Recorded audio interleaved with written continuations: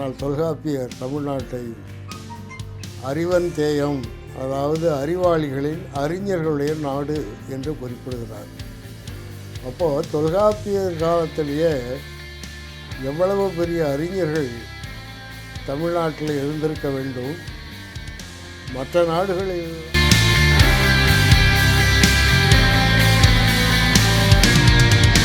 உங்களை திராவிடன் என்று சொல்லிக் கொள்வதிலே பெருமைப்படுவதாக கூறுவது என்பது தமிழர்களுக்கு செய்த ஒரு பெரிய நம்பிக்கை மோசடி, தமிழர்களை ஏமாற்றிய செயல், தமிழர்களை அடிமைப்படுத்துகின்ற ஒரு சொல். இந்த ஸ்டாக் என்ற சொல்லுக்கு ஏறக்குறைய ஒரு 17 பொருள் ஆக்ஸ்போர்டு பல்கலைக்கழக அந்த அகராதியில் இருக்குது. அந்த ஒரு பொருளையும் பார்க்கும்போது அது மனிதர்களை குறித்த சொல்லாகவே இல்லை.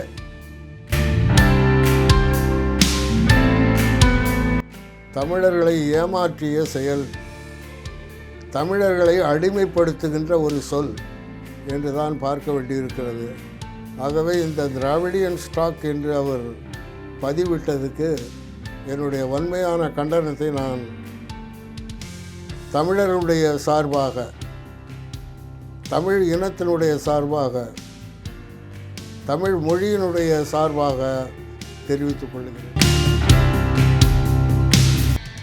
வேற்றுமொழி பேசுகின்றவரும் தமிழை தாய்மொழியாக கொள்ளாதவர்களும் இந்த தமிழகத்தை ஆட்சி செய்கின்ற ஒரு அவல நிலையை இன்றைக்கு நாம் சந்தித்து வருகிறோம்.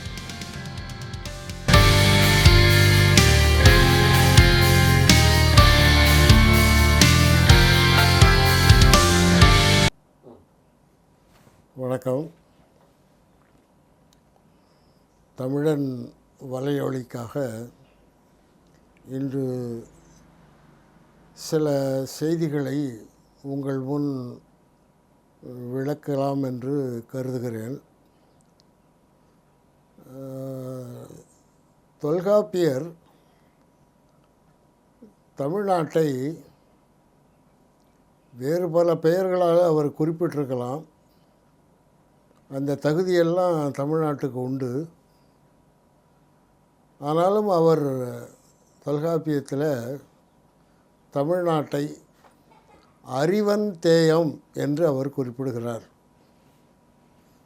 உலகத்தில் எந்த நாட்டுக்கும் இந்த மாதிரியான ஒரு பெயரை அந்த நாட்டைச் சேர்ந்தவர்களே கூட சொல்லிக்கொள்ளவில்லை. ஆனால் தொல்காப்பியர் தமிழ்நாட்டை அறிவன் தேயம், அதாவது அறிவாளிகளின் அறிஞர்களுடைய நாடு என்று குறிப்பிடுகிறார். அப்போது தொல்காப்பியர் காலத்திலேயே எவ்வளவு பெரிய அறிஞர்கள் தமிழ்நாட்டில் இருந்திருக்க வேண்டும். மற்ற நாடுகளிலெல்லாம் இந்த அறிவு சார்ந்த மக்கள் குறைவாக இருந்திருக்க வேண்டும் என்ற கருத்தை தான் நாம் எடுத்துக்கொள்ள வேண்டியிருக்கிறது.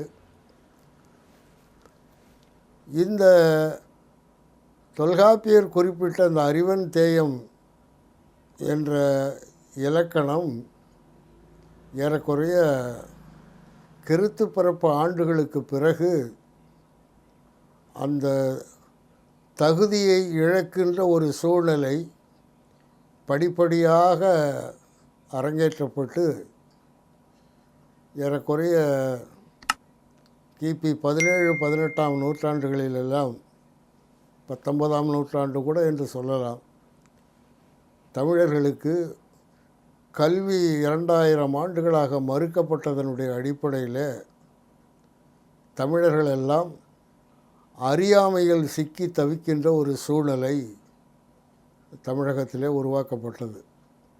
இதற்கு அடிப்படையான காரணம் ஏறக்குறைய தமிழர்களுடைய ஆட்சி தமிழகத்தில் நிலை பெறாமல் போனதன் அடிப்படையில் தான் இந்த தமிழ் முற்றிலுமாக மறக்கப்பட்டது.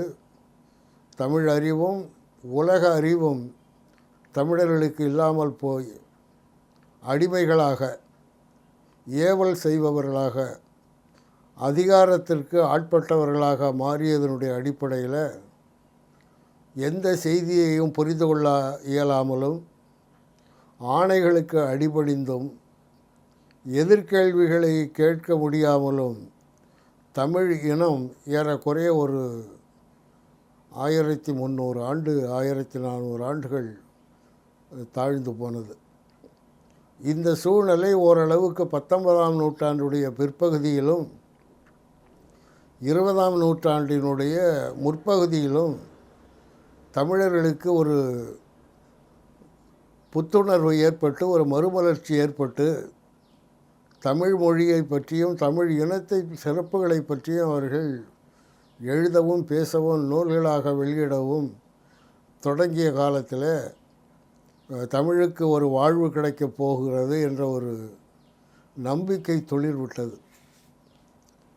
இந்திய விடுதலைக்கு பிறகு பிற்பகுதியில் தமிழகத்தை ஆண்ட இந்த திராவிட இயக்கத்தைச் சேர்ந்தவர்கள் அந்த நம்பிக்கையை பொய்த்து போகச் செய்து தமிழை பழைய நிலைக்கு, அதாவது அறியாமையில் தமிழர்கள் சிக்கி தவித்த அந்த கால அளவுக்கு கொண்டு போய்விட்டார்கள் என்பது தான் இன்றைக்கு நாம் பார்க்கிற உண்மையான ஒரு நிகழ்வு. இதை எப்படியெல்லாம் அவர்கள் கொஞ்சம் கொஞ்சமாக சிறிது சிறிதாக மக்களுடைய நெஞ்சங்களிலே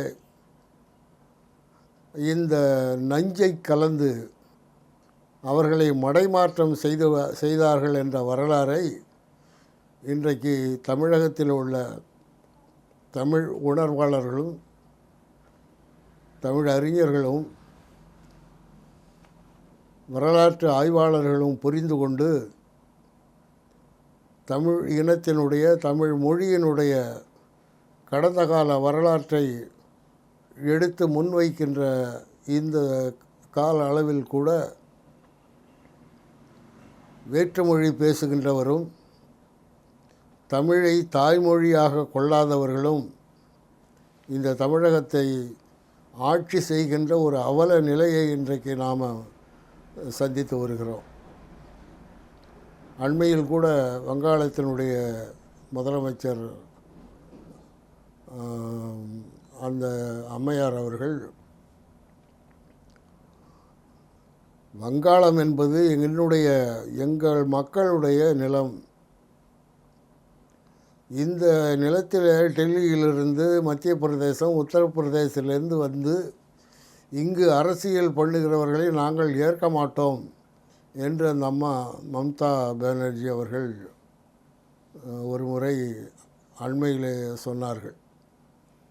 அவர்களுக்கு இருக்கின்ற அந்த ஒரு உறுதிப்பாடு, தைரியம் இன்று தமிழகத்தில் எவருக்கும் வரவில்லை. 1920ஆம் ஆண்டிலிருந்து மாகாண சட்டசபைக்கான தேர்தல்கள் நடந்து இன்றைய வரையில் ஏறக்குறைய 30க்கும் மேற்பட்ட முதலமைச்சர்கள் தமிழ்நாட்டை ஆண்டிருக்கிறார்கள். அவர்களில் ஒரு 4-5 பேரை தவிர, அது மிக குறுகிய கால அளவில் தமிழர்கள் முதலமைச்சராக பொறுப்பேற்கின்ற ஒரு நிலையில் இருந்தார்கள். அண்மையில் நடைபெற்ற தமிழ்நாடு சட்டமன்ற தேர்தலில் மீண்டும் அந்த திராவிட இயக்கத்தை சார்ந்தவர்கள் ஆட்சியை பிடித்த கையோடு இதுவரையில் இலைமறைவு காய்மறைவாக இந்த திராவிட கருத்தியலை சொல்லி வந்தவர்கள் முதலமைச்சரான பிறகு திரு மு.க. ஸ்டாலின் அவர்கள் நான் ஒரு திராவிடன் என்று தன்னுடைய சுட்டுரையிலே வெளிப்படுத்தி இருக்கிறார். அவருடைய மகன் நாம் அந்த முகமூடி அணிந்து கொள்ளுகின்ற அந்த முகமூடியில் நானும் ஒரு திராவிடன் என்ற வாசகத்தை பொறித்து அவர் அதை அணிந்து கொண்டு வருகிறார். கடந்த ஆண்டுகளில் தமிழகத்தில் திமுக ஆட்சியை பிடித்த காலங்களில் தமிழகத்தைச் சேர்ந்த தெலுங்கு மரபினர்கள் தங்களை வெளிக்காட்டி கொள்ளாமல் தமிழ்ச்சாதியைப் போலவே அவர்களும் தமிழர்களோடு வாழ்ந்து அந்த நிலை மாறி இன்றைக்கு ஊடகங்களிலும் அச்சு ஊடகங்களிலும்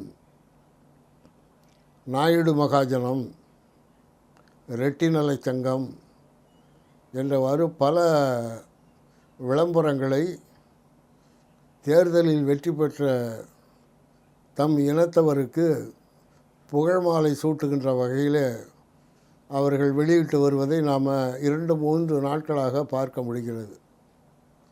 ஆகவே இதெல்லாம் எதை குறிக்கின்றன என்று பார்க்கின்ற பொழுது, நாங்கள் எல்லாம் தமிழை தாய்மொழியாக கொள்ளாதவர்கள், நாங்களெல்லாம் வேற்றுமொழி பேசுகின்றவர்கள், இருந்தாலும் நாங்கள் எல்லாம் உங்களை ஆள்வதற்காக இன்றைக்கு தேர்ந்தெடுக்கப்பட்டு விட்டோம் என்று ஒரு இருமாப்பும் ஒரு கொக்கரிப்பும் அந்த அவர்களுடைய நடவடிக்கைகளை தெரிவதை பார்க்கிறோம்.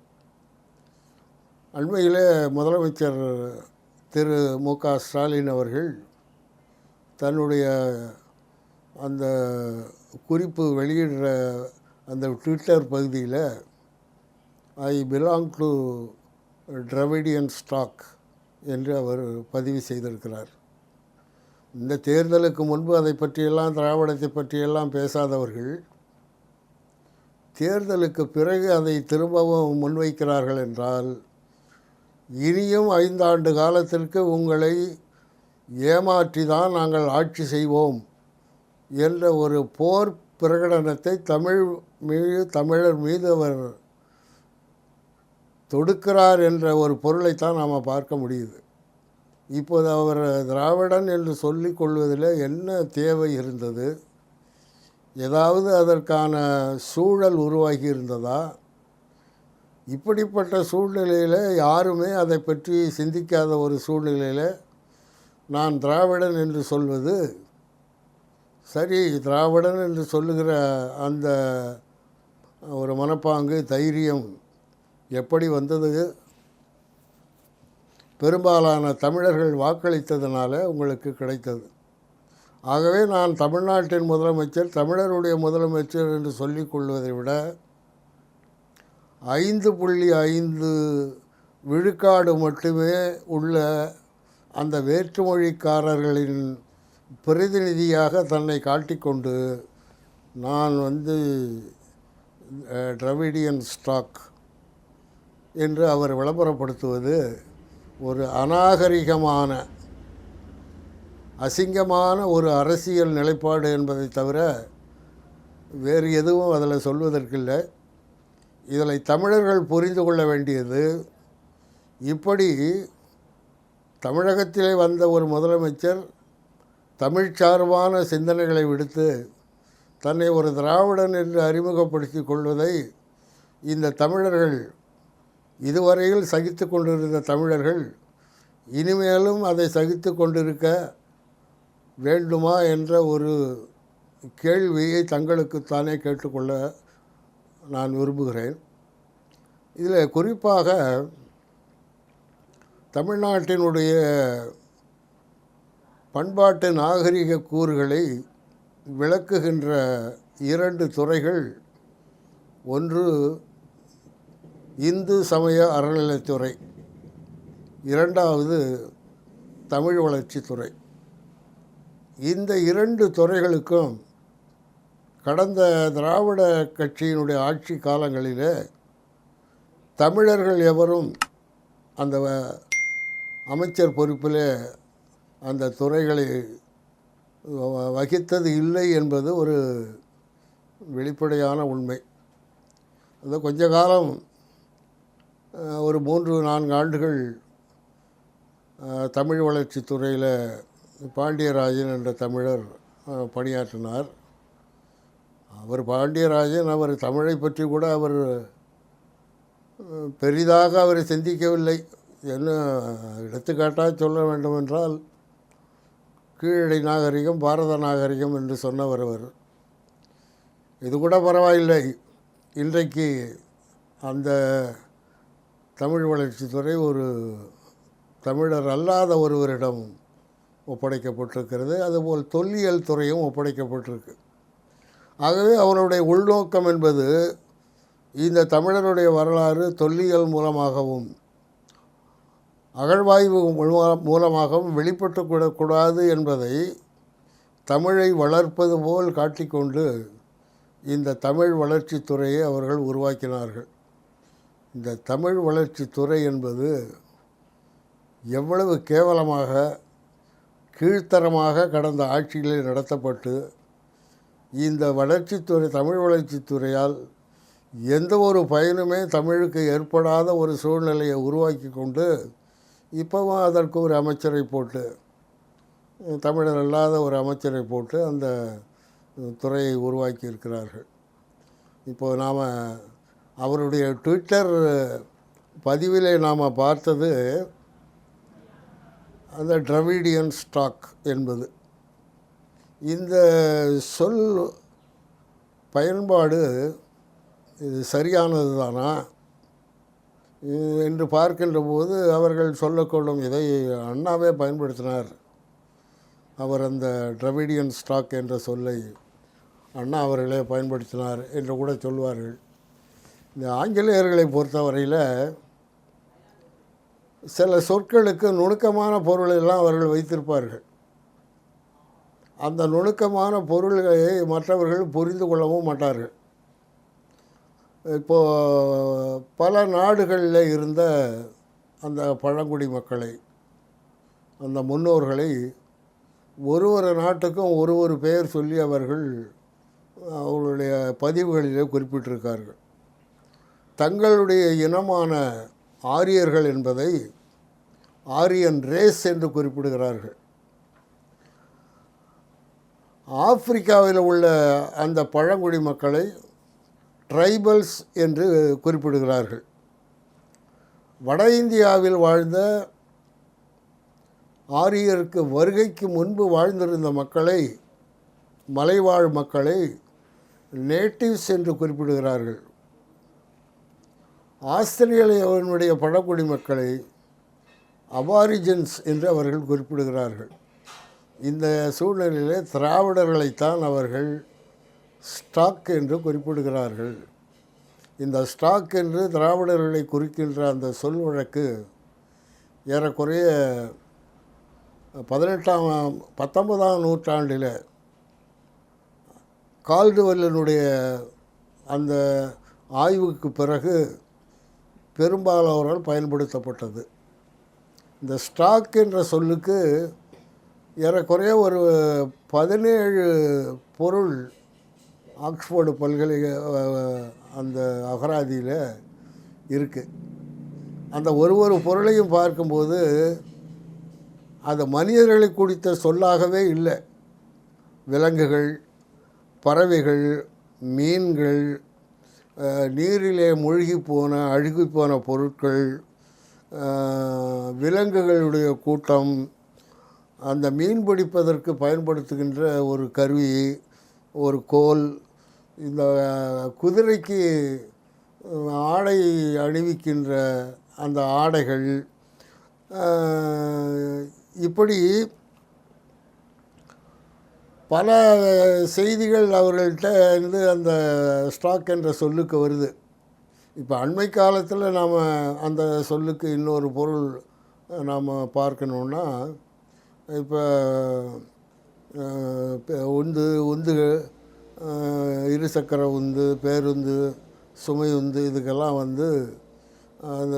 அந்த சக்கரம் பழுதாகி போனால் மாட்டுவதற்கு தனியாக ஒரு சக்கரத்தை வைத்திருப்பார்கள்.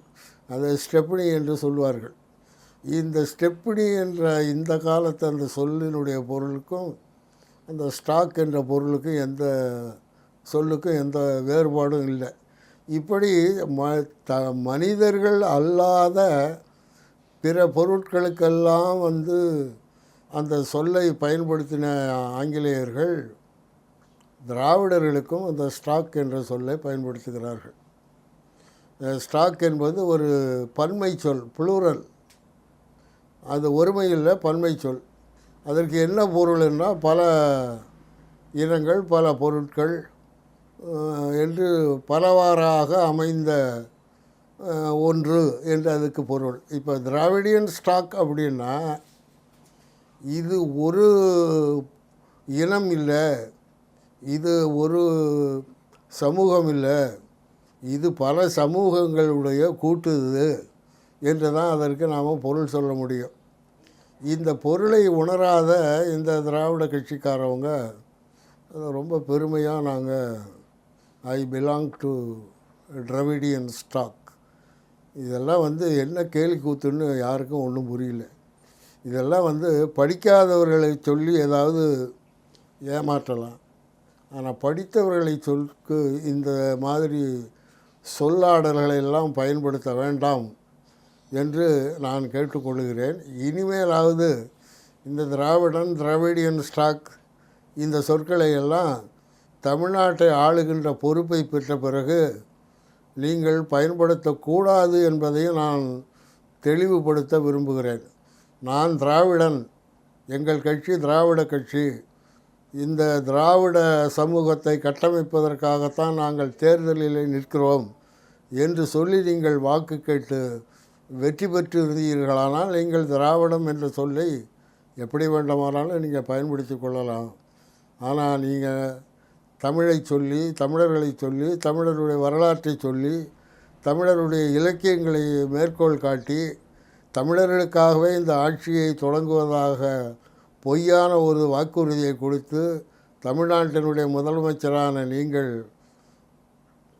உங்களை திராவிடன் என்று சொல்லிக் கொள்வதிலே பெருமைப்படுவதாக கூறுவது என்பது தமிழர்களுக்கு செய்த ஒரு பெரிய நம்பிக்கை மோசடி, தமிழர்களை ஏமாற்றிய செயல், தமிழர்களை அடிமைப்படுத்துகின்ற ஒரு சொல் என்று தான் பார்க்க வேண்டியிருக்கிறது.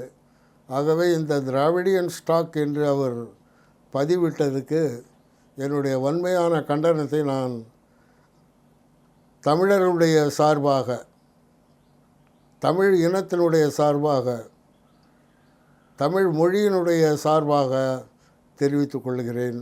வணக்கம்.